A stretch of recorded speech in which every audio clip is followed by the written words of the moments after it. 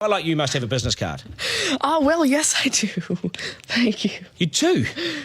At 13, you have your own business card. Okay, that's a nice start. I'll get in touch with you later. Sure. What do you do? Well, mainly, I like to call myself a software and cognitive developer because I love developing with cognitive computing and artificial intelligence.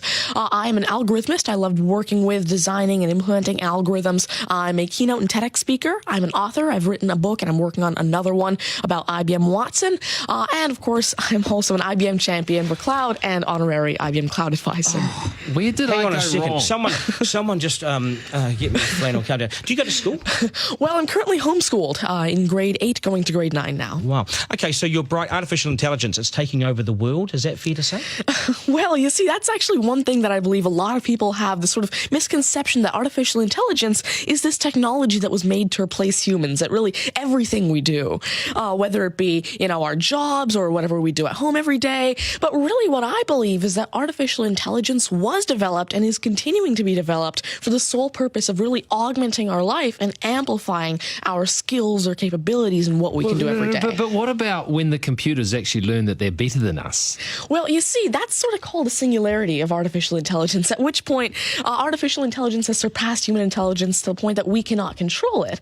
But really what I believe at this point, artificial intelligence, I won't go into the details right now since we're limited on time, but the thing is right now, artificial intelligence itself as a technology is so foolable and so primitive that either A, we won't reach that singularity point, or B, if we do, it's a very long ways off. Do you understand that, Mark? No, I couldn't. I wanted to take notes for the exam at the end of this. You lost them in the first sentence. Could I perhaps offer you a golf ball?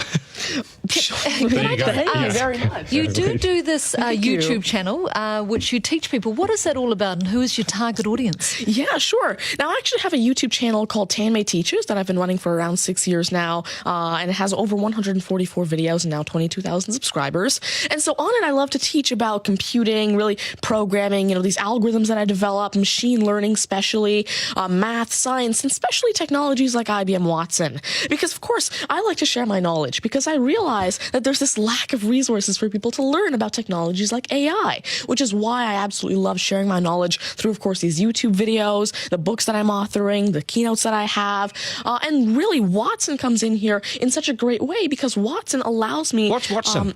Sure. Well, Mark thinks he's a golfer, but what is Watson? Now, IBM Watson is essentially a cognitive system that allows developers to incorporate cognitive and machine learning into their applications without having to code in the actual intelligence. And what this means is that, of course, right now, really one of the main reasons developers aren't incorporating more machine learning into their apps is because it's so hard to do. It's really difficult to incorporate intelligence because... Has the I'm going to take this somewhere else, this interview. Has the Homeschooling Association of the World got hold of you as the front person?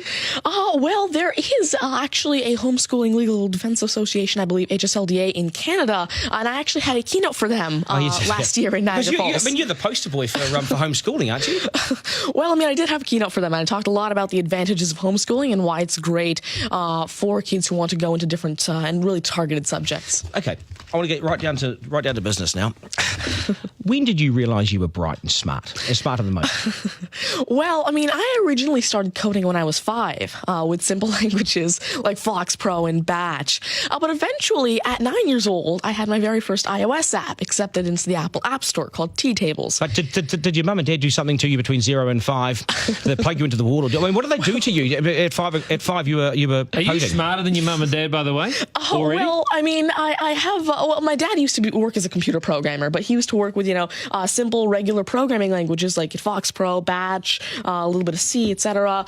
But you see, now I'm really interested in artificial intelligence and how it can actually be implemented on all these different platforms. You'd be a nightmare to teach. You'd be an absolute nightmare to teach, wouldn't you? Because you'll be smarter than the lecturers, and you would I be. never ever want to get in an argument with you, ever.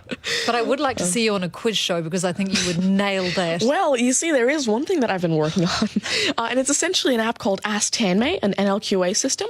And so essentially, it's a system system that can take your natural language questions and answer them for you using Watson and artificial intelligence. And actually, the original reason why I made Ask Tanmay, there's an Indian version of the Who Wants to Be a Millionaire show called KBC, which I originally wanted Ask Tanmay to play. So that actually ties in quite a bit with what I wanted to do. It's nice to see you. Do you get because you're homeschooling? You wouldn't go to school dances and things like that, would you? School socials and things. Do you get Oh, well, I actually used to be regularly schooled until grade 6. Right. Then I became homeschooled, and so, of course, I still do have my This is friends still from a school. victory for public schools. Take that golf ball Yep. and bring it back to me when you've actually worked out a way in which it'll always go straight. Because I think you could do it. Technically, using a genetic algorithm or something. I knew there'd be an answer. Hey, it's brilliant to meet you. You're a complete inspiration. Thank you. And I hope my son was watching, a 7-year-old son. Message to Buster Garner, you got work to do, mate. Do your homework, and we got to sharpen things up. Nice to see you. Thank you very All much. the very best. Thank You're you. amazing. Thank you. You're amazing. Okay, news is next, and then we are joined by today's panel, which won't be as smart as this guy, but they'll still be good, and we will head back to the beach as well for a game of 9 and 10. So much pressure now on the contestant in 9 and 10 just to rip through it and get it right. That's coming up after 8.